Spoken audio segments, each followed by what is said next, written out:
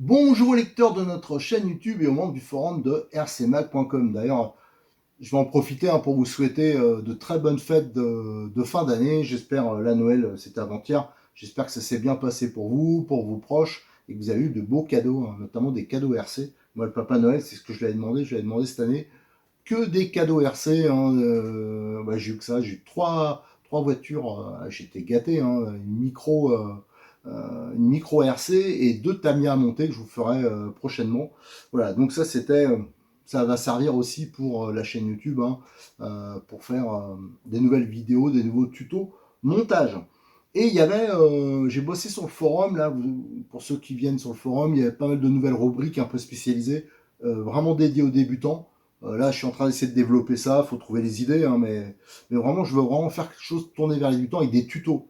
Tout regrouper les tutos, parce que c'est vrai que sur YouTube, tout part, au bout d'un moment, ça devient difficile de s'y retrouver quand il y a beaucoup de vidéos. Alors là, on est en train de tout ranger, il faudra pas mal de temps pour que ça soit nickel. Et il y avait des questions sur la catégorie Nitro. Et alors pour ceux qui suivent un peu l'actualité, alors les infos malheureusement on les a pas par la Fédé, parce qu'ils brillent par leur absence là-dessus, ils communiquent pas malheureusement, mais vous savez que pour les histoires de terrorisme, tout ça, il y a une réglementation européenne qui limite l'utilisation du nitrométhane. Et si à une époque c'était libre le nitrométhane, moi je me souviens avant on faisait le carburant nous-mêmes, on pouvait acheter des bidons de nitrométhane complets, quand on y repense ça fait bizarre. Et là, on était en tout terrain 8e. Alors déjà, dans les catégories pistes, c'était passé à 16%. Je peux vous assurer que quand vous passez du 25 au 16, au niveau facilité de réglage du moteur, chauffe, tout ça, même usure, parce qu'on a tendance à plus les fermer, ça fait une différence. Donc, c'était pas du tout économique. D'ailleurs, je pense que c'est des catégories qui ont pris un peu cher avec ces réformes-là que je trouve un peu idiotes. Et le tout-terrain, par contre, un huitième, il restait en 25. Et là, ça fait 1 ou 2 ans, c'est un peu chaud, on ne sait pas quoi faire. C'est vrai que les informations sont contradictoires parfois, mais le 25, normalement, même je crois le 16, non, le 25, c'est soumis. Normalement, un magasin ne peut pas vous le vendre. Il faut avoir une attestation de la fédération, comme quoi vous faites des compétitions, voilà, machin. Et apparemment, là, le 25, ça va disparaître aussi. Ça veut dire que, et ce sera même pas du 16%. Alors je vous dis, les informations, c'est vraiment, parce qu'au bout d'un moment, on n'y comprend plus rien. Il y a tellement d'informations contradictoires, et comme la fédération ne fait pas de communication claire là-dessus, ça devient compliqué. Mais en fin de compte, on se retrouverait plutôt avec du 12% de nitro. Là, je peux vous assurer que, alors ceux qui font de la compétition, qui ont de la thune ou qui sont sponsorisés, alors, les voitures seraient un peu moins spectaculaires, mais ils vont fermer, ils vont voilà. Mais pour les poireaux comme moi ou pour les débutants, tout ça, quand va falloir un moteur de RT à tirer, il va falloir le régler avec du 12%. Je peux vous dire que ça va pas être la même chose. Ça va être plus compliqué. Ça a changé beaucoup de choses au niveau des bougies, au niveau de la chauffe, de la facilité de réglage. Donc moi, je pense que si vraiment ça sort, et apparemment de toute façon, on va y passer. Le problème qu'il va avoir, c'est que ça risque de mettre une claque euh, au RTR Nitro notamment. Je pense que pour eux, ça va devenir plus difficile, même pour les débutants qui vont s'acheter même du matériel haut de gamme. Je pense que ça va devenir plus compliqué. Et je me suis dit, tiens, c'est peut-être le moment de remettre un peu en avant une catégorie qui n'a pas ces contraintes-là. Et notamment, c'est les catégories 1 cinquième, 1 sixième, thermique, qui, voilà, c'est du mélange de temps, comme une mobilette, une tronçonneuse, tout ça. Alors donc, voilà, c'est beaucoup plus facile, c'est moins cher, malgré que le carburant il augmente. Euh, Avant d'arriver au prix du carburant modèle réduit, alors c'est sûr que là ça consomme beaucoup plus aussi, mais par contre les moteurs ils sont plus faciles à régler, voilà, ça reste quand même plus simple. Alors c'est vraiment une catégorie, que j'ai longtemps pratiqué, hein, j'ai vraiment fait les débuts de la catégorie, hein, je faisais les 7 trophées, enfin voilà, j'ai fait pas mal de courses, c'était dans les années 90, vous voyez, donc ça date un peu, et c'était les tout débuts, c'était notamment avec le Marder. Le Marder de chez T2M, qui est toujours produit, vous en avez deux devant moi là, c'est quand même une longévité exceptionnelle pour de la RC. Alors c'est pas tout à fait les mêmes, il y a des petites évolutions, mais pas grand chose hein, finalement. Et ces voitures-là, c'est vrai que j'ai jamais vraiment fait la présentation. Je vous avais juste fait des vidéos d'essai de la version brushless. Je vous avoue que j'avais pas été à 100% convaincu, c'est pour ça que j'avais un peu laissé de côté. Mais là, la version nitro, du coup, ben, enfin nitro thermique plutôt, elle redevient plus intéressante quoi, pour celui qui veut vraiment faire du thermique, voilà, qui veut juste jouer. Voilà, je pense à celui qui veut juste jouer, qui veut rouler un peu n'importe où, tout ça. Là, ça devient, voilà, la simplicité fait le fait que, voilà, fait que la voiture là, ça redevient, je trouve moi, peut-être intéressant. Pas pour celui qui veut rouler en club, parce que ça en club, les 9 dixièmes des clubs, ils vont jamais vous accepter, parce que avec les pneus qu'il y a ici dessus, avec les gros crampons, ça ravage les pistes. Alors même si ceux qui pratiquent la catégorie, ça les fait râler, mais c'est un peu vrai, quoi. Genre, les clubs, moi j'en connais pas, par exemple dans le coin où j'habite, qui acceptent les voitures de ce genre-là. Donc ça, c'est plutôt pour rouler dans les chemins, dans les champs. C'est vrai que ça a tendance à passer partout parce que c'est des moteurs qui ont beaucoup de coupe, donc ça arrache. C'est des deux roues motrices, donc c'est quand même des mécaniques qui sont relativement simples. Et comme c'est une voiture qui existe depuis longtemps, FG, donc c'était une marque allemande, je crois que ça a été racheté par T2M, j'espère pas dire de bêtises. Donc d'ailleurs, dernièrement, on avait mis des photos sur notre page Facebook de la chaîne de montage, justement des Mardor. Et il existe toute une gamme d'options. Alors des fois, c'est pas donné. Alors, bizarrement, il y a des pièces qui sont pas trop chères, d'autres qui sont pas données, mais voilà, c'est quand même des voitures qui sont relativement rustiques et qui peuvent être intéressantes. Alors, je m'étais dit, je vais peut-être m'en reprendre un, Mardeur, et vous faire le rodage, voilà, des démonstrations. C'est une voiture que je connais par cœur, hein, j'ai roulé très longtemps avec. Mais avant de me lancer pour l'association, parce que là, c'est pas moi qui le prendrai pour moi, même si on est aidé sur ce produit, je pense que Cyril, il pourrait nous aider, tout ça. Mais pour nous, ça fait un gros investissement quand même.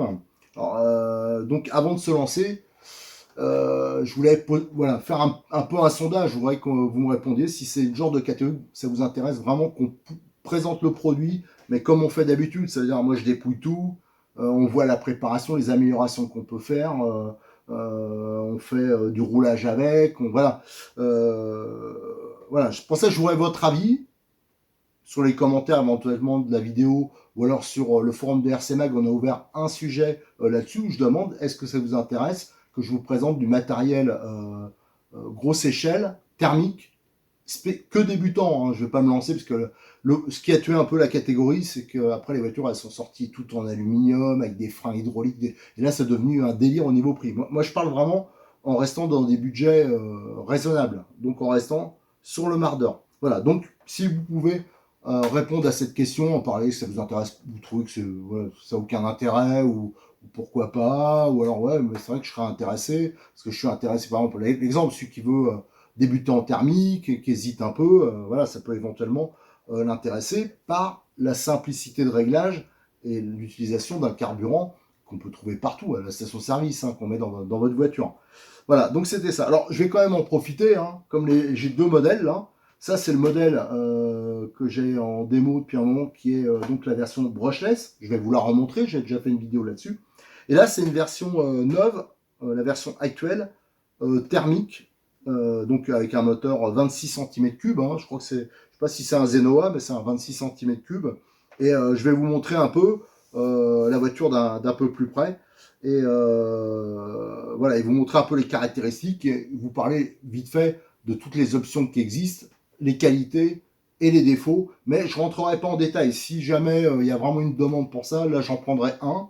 Et là, on fera vraiment un gros boulot dessus, parce qu'il y a beaucoup de choses qu'on peut faire sur ce genre de voiture. C'est de la grosse mécanique, donc ça, de ce côté-là, il y a de quoi faire. Allez, on va regarder les voitures d'un peu plus près. Alors, comme les voitures sont balèzes, hein, je manque un peu de recul. Pour vous les montrer entièrement, alors ici vous avez la version thermique, c'est pour ça qu'ici il y a le remplissage pour le carburant de l'extérieur. À chaque fois les vitres c'est comme ça, hein, c'est des grilles, hein, ça fait un peu les Baja, hein, c'était comme ça pour les courses terre. La grosse prise d'air, ici on a le filtre, le gros aileron. Et donc là c'est une carrosserie, sur celui-là je pense que c'est une version ABS, ça se faisait beaucoup. Et là c'est la version donc thermique. Et là nous avons la version électrique. Donc c'est celle-là que, si vous avez regardé nos anciennes vidéos, je l'avais fait rouler. Notamment au domaine bois de rose. Et pareil, hein, là la carrosserie, il faudra que je vérifie, mais je crois qu'elle est en Lexandre. C'est ça la différence. Et on voit que la décoration, ouais, c'est pas de l'autocollant. Donc ouais, elle est peinte.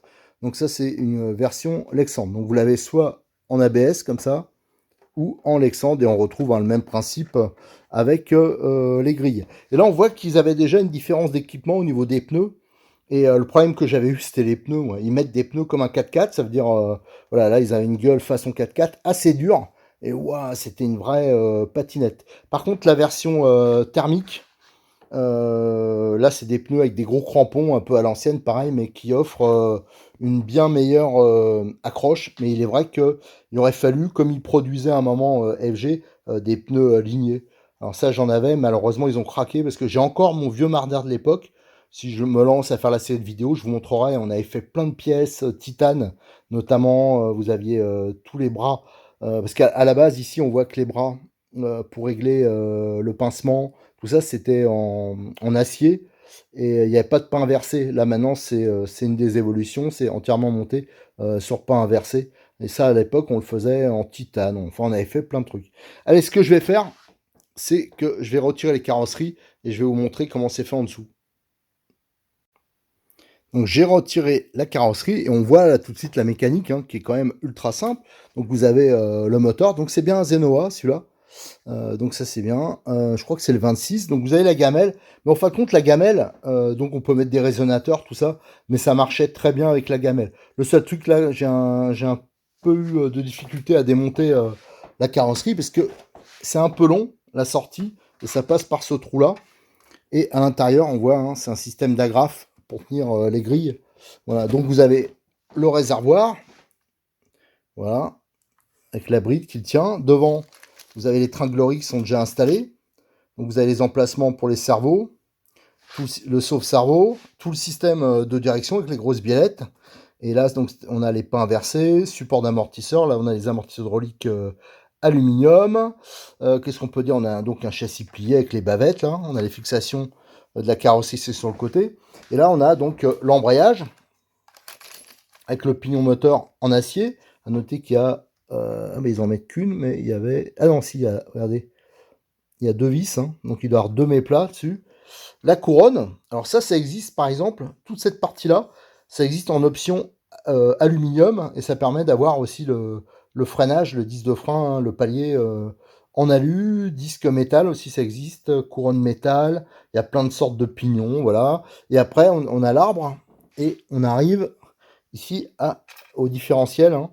Alors pareil, le différentiel il est à corps plastique, mais il existe aussi à corps alu. Ici vous avez le carburateur avec la pompe à carburant, les vis de réglage du moteur et le filtre à air. Ici l'arceau protection, la petite bougie. À l'époque c'était des bougies plus balèzes qu'on avait sur les... C'était embêtant, ça dépassait d'ailleurs. Voilà, donc ici les pins inversés, la triangulation arrière, on peut voir c'est un méga pin inversé là. Je sais pas, c'est au moins du 8 là. Donc ça avant ça c'était juste une tige filetée. Donc ça fait partie des petits progrès qu'ils ont fait. Ils ont mis aussi pain inversé ici, ça permet de régler le pincement. Les cardans, ils sont beaucoup plus gros et les noix aussi, c'est beaucoup plus gros qu'avant. Là aussi, il y a possibilité de mettre des cardans de type habit, homocinétique. Hein. Les amortisseurs, ils existent aussi en version un peu plus haut de gamme. Voilà, donc c'est quand même des voitures, si on regarde par rapport à un TT maintenant, c'est comment dire beaucoup plus simple. Hein. C'est une transmission qui est assez directe. Voilà, il n'y a pas grand-chose mécaniquement. Voilà, ça permet d'avoir un entretien facile. Le moteur, l'accessibilité, elle est aussi très bonne. Donc ça, c'est la version thermique. On voit, il y a la petite boîte hein, pour mettre le récepteur de la petite boîte. Elle est plutôt énorme, la boîte. Et ça, c'est alors, le réglette, elle est pas dessus, mais il y a une réglette ici qui se met pour mettre la batterie. Alors, c'était énorme le logement parce que c'est vrai qu'on mettait souvent des batteries NiMH. à haute capacité. Alors maintenant, je sais plus exactement ce qu'ils mettent. Je pense qu'ils doivent mettre des lipos, enfin voilà. Ça, ça, faut voir exactement ce qu'il y a comme possibilité maintenant. Il y en a beaucoup plus qu'avant. À savoir que ça existe aussi. Ça existe pas en kit, ça existe monté comme ça. Ça, c'est la version de base. Il y a aussi une version qui existe avec un monté par T2M, donc avec un cerveau, avec une radio, d'ailleurs qui est pas mal, hein. C'est une radio à écran. Donc après, c'est une histoire de choix. C'est toujours un montage un peu à l'ancienne, hein. On voit les biellettes là, elles sont déjà installées pour la direction, donc il y a quand même un peu de boulot. Là, les trous ici, c'est pour accéder aux fixations de la biellette. C'est mieux d'avoir par exemple un palonnier alu, des choses comme ça. Donc c'est quand même des voitures où on peut faire des petites améliorations, hein. C'est quand même pas, voilà, c'est quand même pas fait pour quelqu'un qui a deux mains gauches, hein, enfin, s'il est droitier. Faut quand même, il y a des choses à faire, on peut faire des évolutions. C'est quand même, ça se rapproche plus de la mécanique de petite motoculture, en fin de compte. Si on peut faire ce rapprochement au niveau du moteur, de la transmission, des choses comme ça. Voilà, donc c'est quand même assez différent de la pratique d'un TT 1/8 nitro, hein. C'est vrai que c'est beaucoup plus simple, hein. Déjà pour le démarrer, le moteur, voilà. Après, qu'est-ce qu'on a? Ici, c'est strictement la même version. Alors là, on voit par exemple le cerveau qui est installé. Mais là, il n'y a besoin que d'un cerveau parce que c'est la version brushless. Et en fin de compte, ils ont juste fait une adaptation ici pour mettre deux batteries. Un gros moteur, voilà, un gros palier alu. Vous voyez, regarde l'installation là. Donc celui-là, je l'ai déjà fait rouler, hein. Et vous avez les deux gros ventilateurs, le contrôleur ici. Là, tiens, on voit un peu mieux le différentiel arrière, hein, avec la transmission, les cardans, voilà. Donc ça, c'était, voilà, je voulais juste vous montrer un peu. Alors, moi, personnellement, autant la version Nitro, je commence à trouver qu'elle devient intéressante. Autant la version brushless, d'ailleurs, j'ai regardé actuellement, elle est plus dispo. Alors, est-ce qu'ils continuent à le faire? Moi, je trouvais que c'était moi, je la trouvais très difficile à piloter. Voilà. Et surtout qu'il la livrait avec ces pneus-là, qui n'étaient pas bons, hein. Donc, moi, je trouve qu'elle n'a pas d'intérêt, niveau tarif, tout ça, facilité d'utilisation, par rapport à, par exemple, un TT 1/8 brushless. Voilà, ça tient quand même beaucoup mieux la route, c'est plus puissant, c'est plus... voilà. Tandis que là, moi, je ne trouvais pas hyper amusant comme voiture. Et ça, on avait fait des démonstrations, j'avais fait les photos, je sais plus, avec Coupe de France, TT grosse échelle. Je crois que c'est là qu'on l'avait utilisé. Et bon, il n'y a personne qui avait trouvé ça vraiment génial. Par contre, les versions nitro, enfin nitro thermique, là c'est quand même assez différent. Il y a quand même des possibilités qui sont autres. Et là, il y a quand même l'avantage d'avoir un moteur à essence. Voilà, c'est tout le monde n'est pas amateur d'électrique. Et surtout par rapport là aux versions, si on prend par exemple la TT 1/8, là, quand même, le gros avantage, hein, c'est déjà un peu la simplicité, mais surtout le type de carburant utilisé et d'avoir un gros moteur avec du gros couple. Si on en prend soin, ça, c'est des moteurs qui vont durer vraiment très longtemps. Donc voilà, et c'était juste, hein, je voulais juste vous montrer comme ça. Si jamais on se lance à parler plus de la catégorie, je vous assure qu'on va tout décortiquer, on va tout démonter. Je vous montrerai les options, on va bosser dessus, on va voilà. Il y aura vraiment des choses, mais c'est pour ça que j'ai vraiment besoin que vous nous disiez, mais sincèrement, hein, pas nous pousser à acheter du matos et après se retrouver comme des idiots, que ça intéresse personne. Vraiment, voir si, n'hésitez pas, hein, donc à nous dire si c'est éventuellement une catégorie qui peut, voilà, qui peut vous intéresser et là voir si ça vaut le coup de se pencher sérieusement dessus. Allez, à très bientôt et très bonne fête de fin d'année.